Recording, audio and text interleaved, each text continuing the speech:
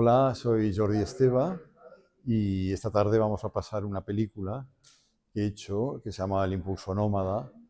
Y esta película está basada en un libro del mismo título que publiqué en Galaxia Gutenberg y es el verano de un niño en los años 50, que es más o menos soy yo, y explica que durante ese verano este niño decide que no piensa hacer nada de lo que los mayores quieren que él haga, ¿no? Que piensa vivir su vida. Entonces, un niño que está obsesionado con los pueblos del mundo, las películas de aventuras, se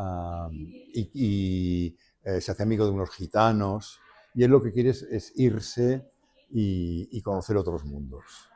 Por eso yo creo que está muy bien pasarla aquí, porque es un poco, diríamos, las ilusiones de este niño son lo que más tarde han hecho que yo sea quien soy, ¿no? Y que haya hecho los documentales estos, y haya escrito lo que he escrito, etcétera.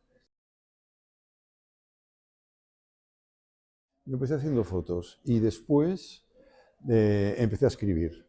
Estuve en la revista Ajo Blanco, eh, 6 o 7 años, y luego empecé a escribir. Y sobre todo cuando entró el mundo digital, yo lo viví tan mal que no he vuelto a hacer fotografías. Pero en cambio he empezado a hacer cine. Sí, sí.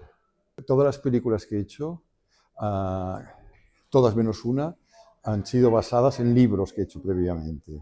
O sea, yo primero he hecho una investigación, estuve en Socotra, primero lo que hago es que me intento ganarme a la gente, intento hacer amistades ahí para tener como informantes para que me vayan explicando. Son documentales, pero yo los llamo películas, porque son muy de autor y, y cuando digo documental no es peyorativo para nada, porque es un género que me encanta, ¿no? Pero a veces pasamos cosas tipo televisión, así no tiene nada que ver.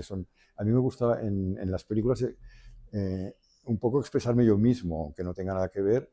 ¿Y cómo lo hago esto? Pues quizás buscando una poesía, en el montaje, las imágenes que salen. Me interesa mucho el mundo de los insectos, que siempre salen insectos.